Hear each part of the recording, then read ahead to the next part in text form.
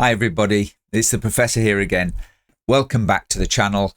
For any of you that didn't see, I did a live stream on the 9th of August. That should be available on the channel relatively soon. It does seem to take YouTube quite a long time to do the processing. Anyway, today, two things.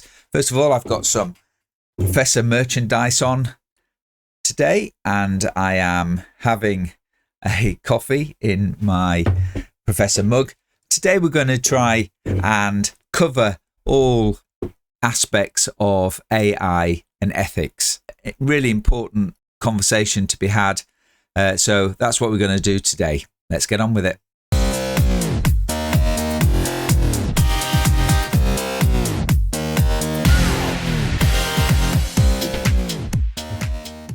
We're going to cover ethics and AI today. We're going to cover a number of areas. We're going to talk about bias and fairness in AI. Where does the data come from? How is the data used? And how can we ensure that the AI systems that we work with are fair and unbiased?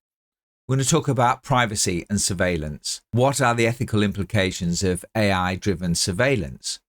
How do we protect our privacy? And then we're going to talk about autonomy and decision-making. Who should be held accountable for AI decisions? If we're handing over decisions to AI, who's accountable for those decisions? And then we're going to talk about job displacement and the economic impacts of AI. Are they real? What's going to happen? What are the jobs of the future going to look like? And how can society mitigate the negative impacts of AI on employment? And then we're going to look at ethical governance and accountability.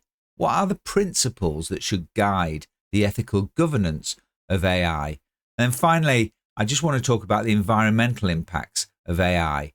How do we manage the cost in terms of energy of driving all this AI technology? There's a lot to cover, but let's get into it.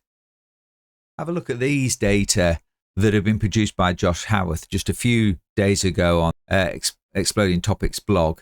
You can see the growth of the parameters that the large language models use, from GPT-1 with 117 million right up to GPT-4 with 1.7 billion parameters. So those are the blocks of data that the large language models can use when they are supporting requests from users through things like Chat GPT. And you can see Gemini, Llama, Claude all growing in terms of their amount of reach. Now, of course, that can be a really good thing. The more data you have, if that data is strong and it is diverse, then it will add to the return back from the GPT.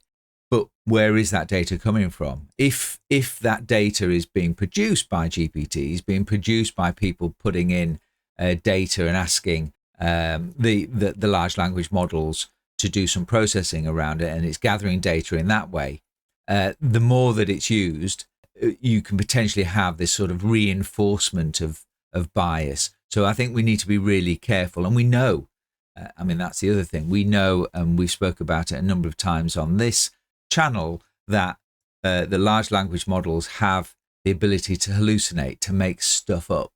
And of course, if that stuff is not being checked and replaced and challenged and thumbed down in the GPTs, then that can be used to reinforce potential biases or hallucinations. So we really need to be careful about how the data is collected, what that data is, and then what we use that data for.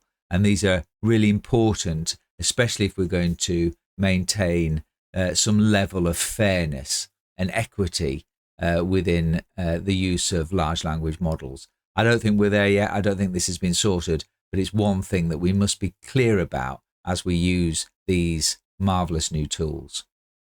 Okay, so as our AI models get more and more advanced and have access to more and more bits of data, of course, data is being collected all the time. You have drones and CCTV and cameras in shops, and data every time you make a purchase, data every time you go to a different place, go through a border. you log into a system. Every time you tap in to your university lecture, there is data there.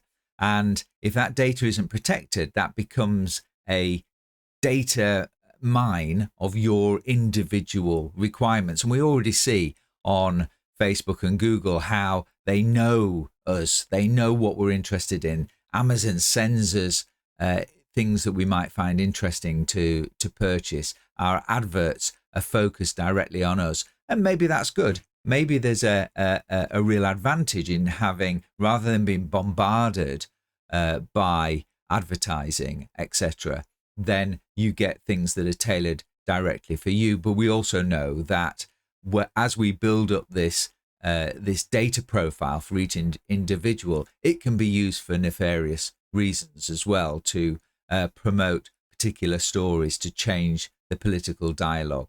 So we really need to be careful about both how the data is used and protected, but how it is transformed and managed by the large language models, the AI that's out there, and what it does with it. And this is going to require governance and policy at an international level if we're going to keep our citizens safe and get the positive value rather than the negative value out of our AI. Okay, so let's think about automation, and I guess decision making is what it's really about. As we hand over more and more of our decision making to AI, and obvious examples are autonomous vehicles. They can make decisions about whether to warn you about moving from lane to lane. But as that develops, what we're talking about is them making decisions of taking the whole of the driving experience away from you. You've also got the medical uses of AI, looking at large amounts of data, making a decision about whether you should have a specific treatment or not, and usurping the human in both of those cases. So, and of course, when you hand over decision making, one of the key things about making decisions, is the fact that you have often or sometimes have an ethical dilemma. The one that is often talked about is the autonomous vehicle, having to make a decision between the passenger, their health and safety of the passenger, and maybe of pedestrians, etc. And how does it weigh those two things? Does it drive into a group of elderly people, or does it allow the car to crash into a wall? Now, hopefully, those decisions don't happen very often. Hopefully, the tools and the technology are able to look far enough ahead and anticipate things happening. But there will be those ethical decisions, and those are ethical decisions that we as humans face regularly as well. And you respond to them in the best way possible. It might not always be the most ethical thing to do. You don't have an opportunity to run through the ethical importance of a particular decision. You often, if you're driving, for instance, you have to make a split decision, and you do what you think is best at the time. So these are real challenges that we will have with AI, and as we hand over more of our choices to them, and we were going to need to develop ethical frameworks to make sure that AI makes the decision that is right, I guess, or a decision that we can stand by. I guess that's probably more about it. While we might hand over the decisions, the responsibility for those decisions are likely to remain with the human. So you're having to give away that choice, but you might have to keep the responsibility for those decisions. These are difficult things to deal with, but I think they really come to light in this area of AI. I think the next area that we need to think about with AI and the ethical nature of AI is around job displacement and the economic impact. We already see in the manufacturing area, if you go into one of the big car manufacturers, that most of the work that would have been done by manual labor many years ago is now being done by robots. But we're seeing the fact that you can now use this technology to respond to sales inquiries, to answer customers' questions, etc., to support the till-less shops, etc. That is all driving down roles. I know that I can now record a meeting, drop it into Chat GPT, and get minutes in seconds, not hours, for that meeting. So there's a role that a PA or a note taker might have done in the past that will almost definitely disappear as this technology becomes more engaged in our lives. So these are real challenges, and I know that politicians have been talking about how we re-engineer our economy to make the most of the new technology, but also make sure that our people have fulfilling careers and lives, etc. And I guess what we will need to do is find ways of using those specifically human things that we bring to a particular challenge that the AI struggles or it's impossible for it to bring. And an example I've done a number of videos, I'll link one at the top, on creating images using AI, and it's amazing. I've suddenly got the power to say something and produce an image of that nature. And so are artists going to disappear? I think the answer is probably not.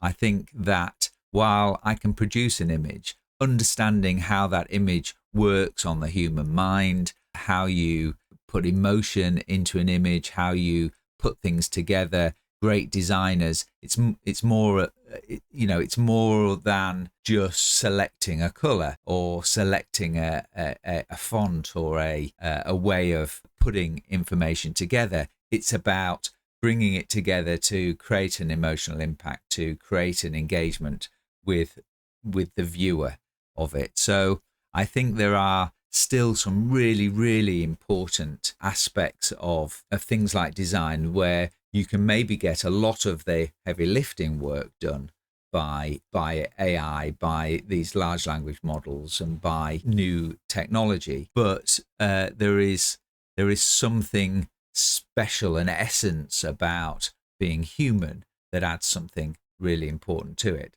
So if we accept that a lot of jobs are likely to be replaced by technology, then what should people be looking to do in the future? Perhaps the idea is that we can get lots of jobs done by technology and that people will have more free time to spend with family, to do things that interest them, etc. But in terms of having job lives, we're going to need to think about what that means for people and what skills will be really important. And I think there will be those creative thinking skills will be really important. Obviously, how to use and get the most out of the technology, how to deal with some of the other challenges, the ethical dilemmas, those sorts of things. Those will be important. I think even though AI can do some amazing things, those interpersonal engagements with humans remain very important. In the field that I work in, education, I think AI can make enormous strides in supporting students and learners to better learn. But I think that multifaceted human interaction that we have with our teachers, who both understand the subject, how to deliver it, how to help people with learning, how to bespoke that learning for the individuals, how to understand those individuals, what's going on in their life, how to make sure that they're safe and happy in their learning environment. I think we're a long way from AI being able to do those sorts of things. And in other areas, nursing, mental health nursing, we may have AI can better support nurses to do their jobs, but that human interaction that physical interaction that we have, I think will still be enormously important. So automation, job displacement, the economic impacts, I think these are all issues we're going to need to wrestle with over the next few years. I think there are both threats and opportunities. There are opportunities to do our jobs better, to be more effective, perhaps to have more spare time, to be more efficient with the time, and only use that special bit of human that you need to add to the technology as it advances. We're still away from it, but I think these are issues that should be carefully thought through over the next few years as this technology really grows. Okay, next I want to think about the environmental impacts of AI. We've seen that the AI models are growing enormously, and each one of those requires an enormous amount of processing power. Think about big server farms working away, drawing enormous amounts of energy from the grid to be able to supply our AI needs. And of course, every time we put in a request, then a computer has to respond to that request and send it back to us. And I guess we don't see it when we're sat in front of our computers, but the enormous energy drain using large-scale models like GPT and Chat GPT and Gemini, etc., it is potentially a significant challenge. And I guess this is the intersection between technology and sustainability.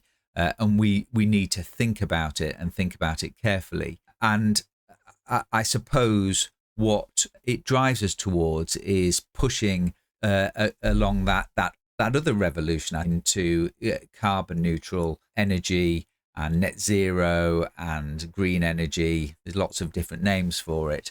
And we're going to need to accelerate this technology rollout. We're going to need to increase the amount of clean energy that's available with an understanding that this AI technology, as it engages more with us, as it becomes more embedded in our lives, is going to have a requirement for enormous amounts of energy, and that energy can't be carbon intensive energy. Otherwise, we'll be accelerating the environmental impacts that we're already seeing through climate change. So this is another really important piece, and hopefully AI can be part of the answer rather than just the problem in supporting better ways of generating electricity to drive these farms, using AI to enhance the quality of batteries, for instance,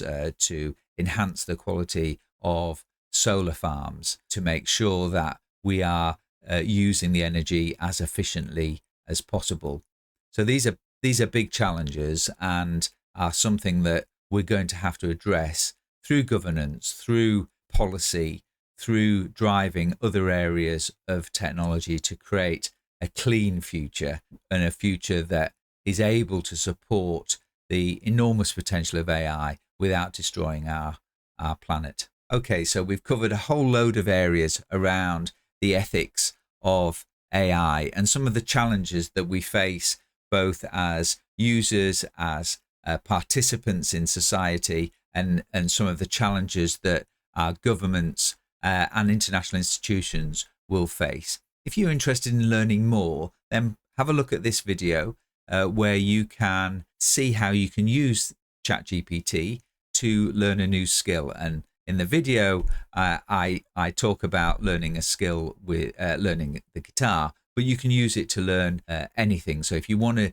dig really deeper into the ethics of AI, go to Chat GPT, ask it, push it, give it questions, prompt it to walk you through this new technology and the ethical implications of it. So for those of you that are following the August Can I Lose 10 Kilos from ChatGPT challenge by using ChatGPT, have a look at this video. There'll be another video later on this week, part 2, and you can see how I get on.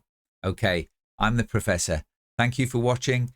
Don't forget, subscribe, ring the bell. You'll be informed about the latest videos coming out, and I'll see you soon.